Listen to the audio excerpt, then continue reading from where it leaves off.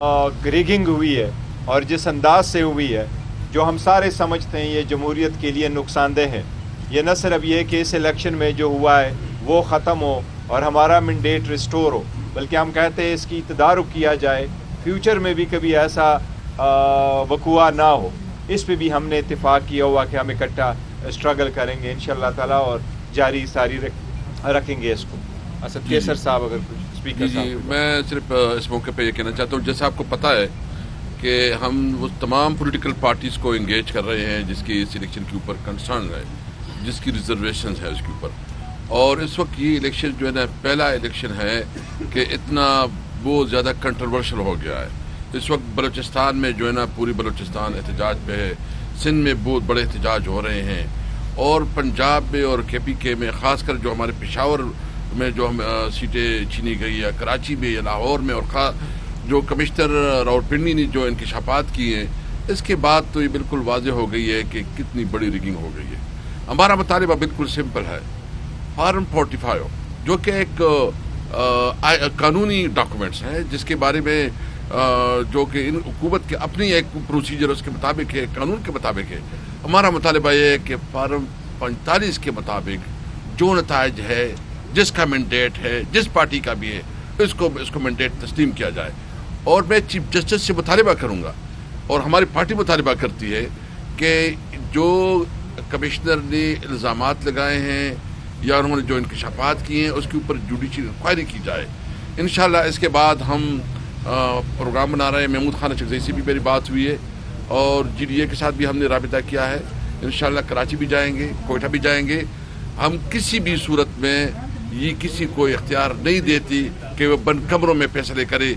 ये फैसले आइन और कानून ये अवाम को देती है। ये कॉन्स्टिट्यूशनल राइट है एक अवाम की, जिसको वो मैंडेट दे उसी का इख्तियार है कि वो मुल्क की नुमाइंदगी करे। उमर यूब साहब जो है ना, हमारे प्राइम मिनिस्टर ओहदे के लिए नामजद वज़ीर आज़म के लिए जो हमारा कैंडिडेट है, हम सबसे बड़ी पार्टी PTI है इस वक्त। उस रशद साहब ने एक्सप्लेन किया कि तकरीबन 180 से ज़्यादा हमारी सीटें हैं, हमसे हमारा निशान छीना गया। जो हमारी रिजर्व सीटें हैं उसके लिए जो है ना, एक मनसूबबंदी के तहत हमसे निशान छीना गया। 2/3 मेजॉरिटी हमारी बनती है।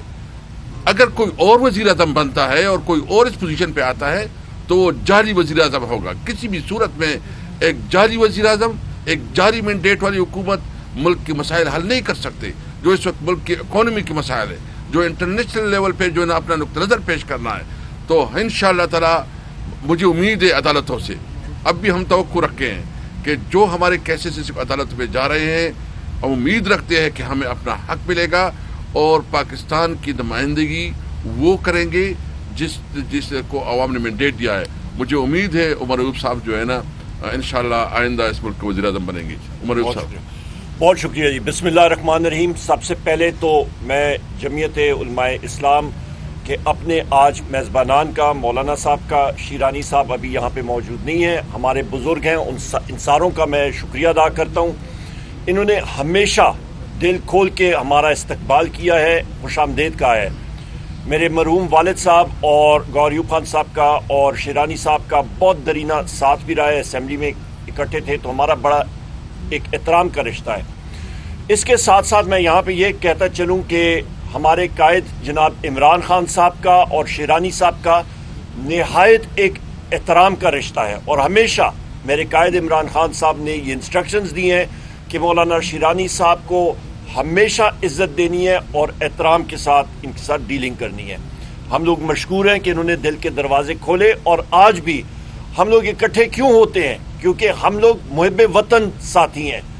हम लोगों ने इस मुल्क के लिए कुर्बानियाँ दी हैं और देते रहेंगे।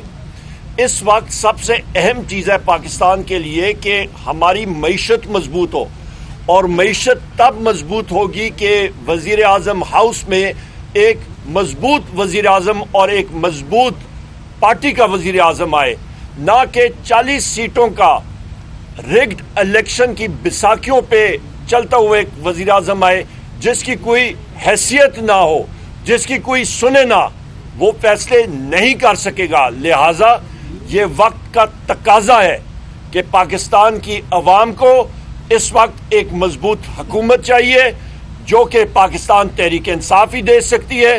180 سیٹیں ہمارے پاس ہیں اور ہم لوگ یہی چاہیں گے کہ فل فور ان کے ذریعے ان کے جو فارم 47 ہے وہ فل فور ایشو ہونے چاہیے, کیونکہ فارم 45 ہمارے موجود ہیں.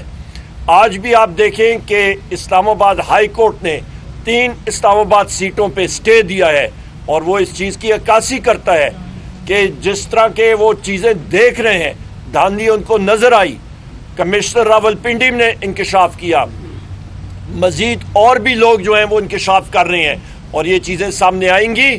اور جس طرح کے پاکستان تحریک انصاف کا جس وقت بڑے بڑے سیاسی پنڈت کہتے تھے کہ ان کی سیٹیں کہاں سے آئیں, پر رب العزت پہ ہمارا پورا بھروسہ ہے. لوگوں کے دلوں میں رب نے یہ چیز ڈالی کہ عمران خان صاحب کے لیے وہ ووٹ ڈالیں, اور انشاءاللہ تعالی آپ دیکھیں گے کہ اگلے چند دنوں میں مزید لوگ سامنے آئیں گے. رزلٹس پاکستان تحریک انصاف کے فیور میں مزید سامنے آئیں گے, اور حکومت مرکز میں اور چاروں صوبوں میں پاکستان تحریک انصاف ہی بنائے گی. اور یہاں پہ ایک بار پھر میں یہ کہتا چلوں, چاہے وہ MQM نے جو ڈاکہ مارا ہے کراچی کی اور سندھ کی سیٹوں پہ, پشاور کی ہماری 7-8 سیٹیں ہیں جس میں تیمور خان ہے, جس پہ ہمارے کامران بنگش ہے, ہمارے قاسم ہے, بہت سارے اور ساتھی ہیں, ہمارے جانداد خان ہے. ہمارے یہاں پہ 3 سیٹیں اسلام آباد کی سیٹوں پہ ڈاکہ ڈالا گیا ہے. 80 اور سیٹیں ہماری جن ساتھیوں کی پریس کانفرنس میریٹ میں ہوئی ہے, ان ساروں کے لیے ہم لوگ فائٹ کریں گے. قانونی رستہ ہم نے اختیار کیا ہوا ہے, ہم لوگ قانونی چارہ جوئی انشاءاللہ تعالی مزید کریں گے اور یہ سیٹیں ریکور کریں گے. میری آخر میں ایک بار پھر اپنے جمعیت علماء اسلام کے ساتھیوں کا میں شکریہ ادا کرنا چاہتا ہوں کہ انہوں نے دل کے دروازے کھولے, اور یہ جستجو ہماری جاری رہے گی. کیونکہ ہم لوگ ایک مستحکم, ایک مضبوط پاکستان اور خوشحال پاکستان دیکھنا چاہتے ہیں, جہاں پہ ہماری حکومت آتے ساتھ ہی ہمارا پہلا کام ہوگا کہ اپنے دلوں کے راج کرنے والے وزیر اعظم عمران خان صاحب کی بازیابی, جناب شاہ محمود قریشی صاحب کی, چودھری پرویز الہی صاحب کی, ہماری خواتین جو اندر پابند سلاسل ہیں ان کی بازیابی, ہمارے جو مرد لیڈران ہیں ان کی بازیابی, اور ہمارے جو سروں کے تاج ہیں, ہمارے ورکرز ہیں, ایکٹیوسٹ ہیں, ان کی بازیابی کرائیں گے انشاءاللہ تعالیٰ کہ وہ اپنے خاندان کے پاس واپس آئیں.